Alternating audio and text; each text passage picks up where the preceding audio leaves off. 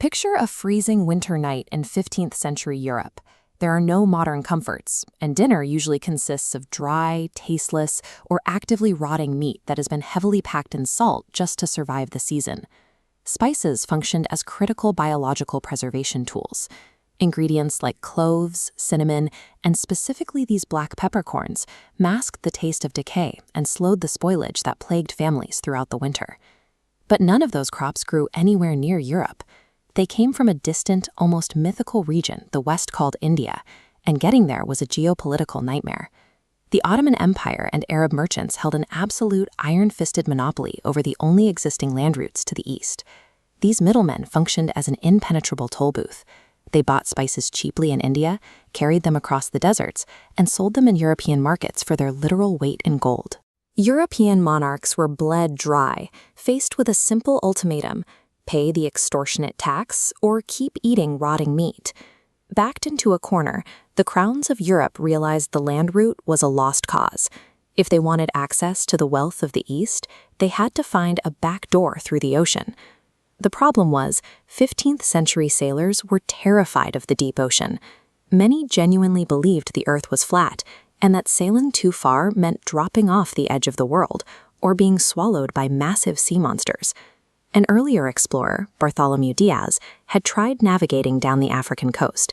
He hit the continent's violent southern tip, watched waves rise as high as mountains, and promptly turned his ships around.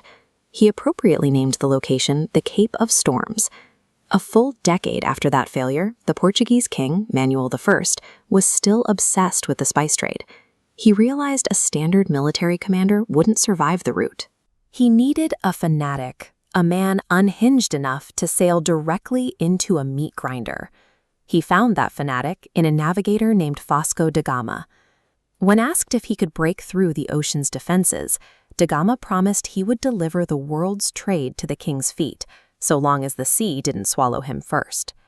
This expedition was a high-stakes, desperate gamble, funded by a kingdom with an empty treasury and absolutely nothing left to lose. On July 8, 1497, da Gama's fleet pulled out of the Lisbon harbor. The docks weren't hosting a celebration. Thousands of people gathered to weep and beat their chests. They viewed the departing sailors as dead men taking a one-way trip to the underworld. They quickly realized why. Once out in the open Atlantic, the weather degraded into a nightmare. Without modern weather tracking, they sailed blindly into storms, where waves crashed down like 10-story buildings of water. Lightning illuminated ships that sounded like their wooden bones were snapping under the pressure. But surviving the storms only introduced them to a quiet, internal killer.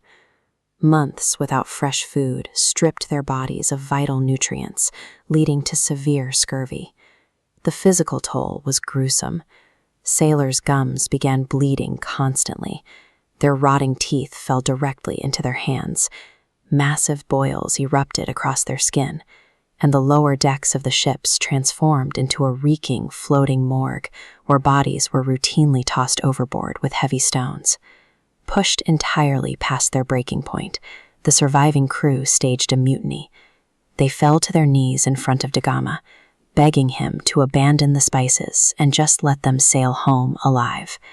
Da Gama responded by drawing his sword and throwing every piece of navigational equipment straight into the ocean. He informed his men that there was no way back. They would either reach India or the sea would become their mass grave. That terrifying ultimatum pushed them through the deadliest waters on Earth. They survived the southern tip of Africa, the exact place that broke the previous expedition. Out of sheer, desperate relief, they renamed that brutal stretch of water the Cape of Good Hope.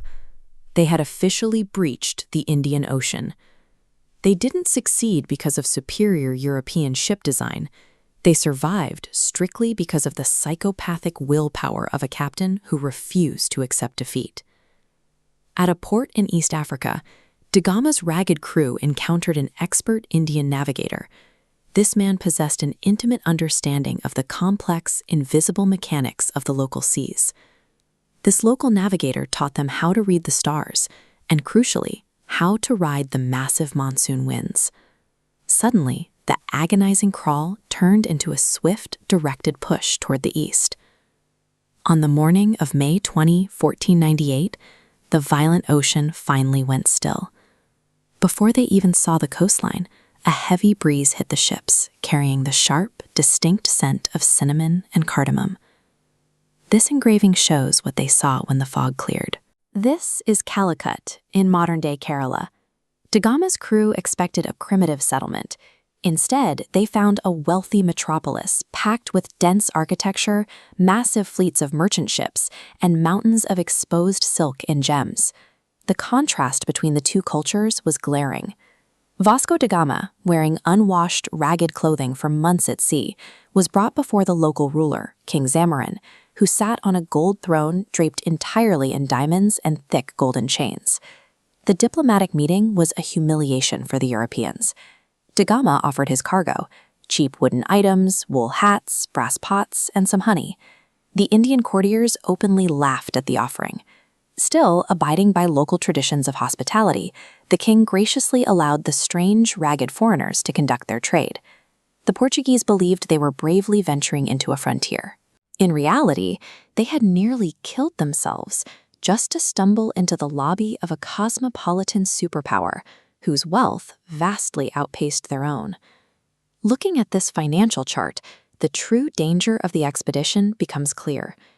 Even after subtracting the massive costs, the spices Da Gama brought back generated a 64 times net profit. That single mathematical reality ignited a frenzy. The kings of Spain, France, Holland, and Britain looked at Portugal's overnight wealth and immediately ordered their own fleets into the water. And the nature of those fleets quickly devolved. The Europeans realized they didn't have to act like polite guests. They began aggressively converting their coastal trading outposts into heavily fortified military bases, complete with naval cannons pointed directly at the cities that welcomed them. The British East India Company eventually perfected this brutal formula.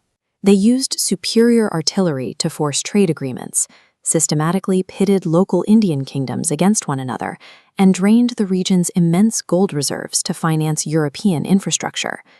The voyage effectively kicked open a back door to the east, inviting a heavily armed, mechanized era of global extraction. A European desperation for food preservation ultimately plunged the Indian subcontinent into centuries of systemic looting, extreme poverty, and brutal colonial subjugation. Yet, the physical occupation of the land could not overwrite the identity of the people living on it. The vast, ancient culture that built Calicut endured the exploitation. The colonial grip finally shattered on August 15, 1947. The country officially broke the chains of empire and reclaimed its sovereign destiny. The era of European naval dominance ended with a sovereign nation hoisting its own colors over its own soil, permanently closing the chapter that began with a handful of ragged sailors washing up on a Kerala beach. The frantic scramble to flavor European meat violently rewired the globe. It proved that foreign empires can march in and trap a golden bird in a cage for centuries, but they can never claim its soul.